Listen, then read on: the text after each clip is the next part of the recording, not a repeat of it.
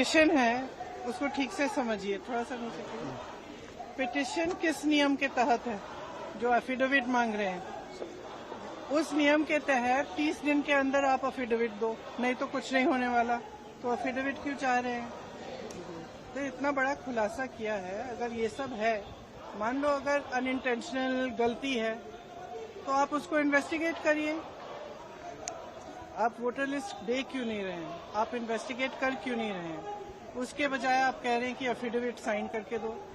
इससे बड़ा ओथ क्या है जो हम सदन में लेते हैं?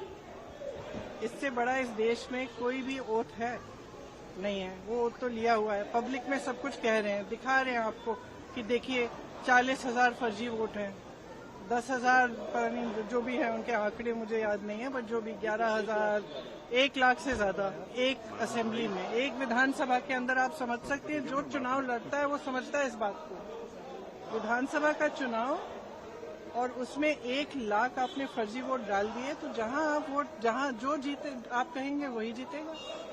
स्पष्ट है, उससे कम चाहिए होते हैं विधानसभा में। तो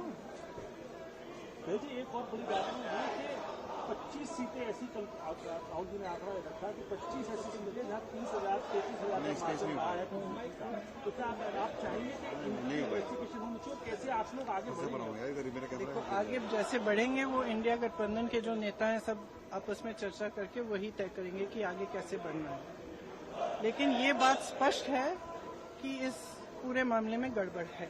ये तो आपने भी देखा है, आपको भी बहुत स्पष्ट हो गया होगा। और जो जिस तरह से बीजेपी और बाकी नेताओं, इनके नेताओं का और जवाब आ रहे हैं उससे स्पष्ट है।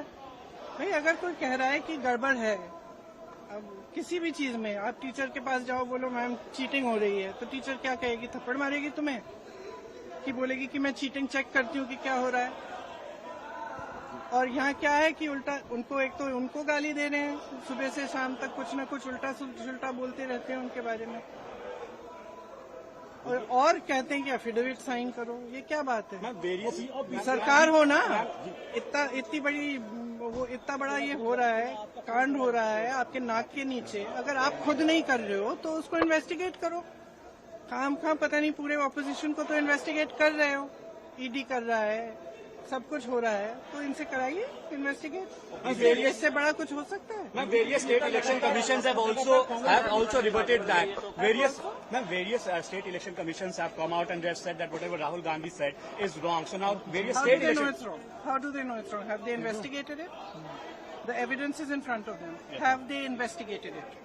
How can they say it is wrong unless they investigate it? There can be no matter bigger than this. This is the democracy of our nation. It's not a joke. And it's not about one party or another party. If they have not investigated it, they cannot say that it is rubbish. I'm sorry, they have a bigger responsibility. If they feel that their responsibility is only to the BJP and only to one party, then they need to rethink it. Because as my brother said, a day will come when other people are in power. And then those who have colluded with this kind of complete destruction of our democracy will have to answer for it. And they should be aware that they will have to answer for it. Thank you.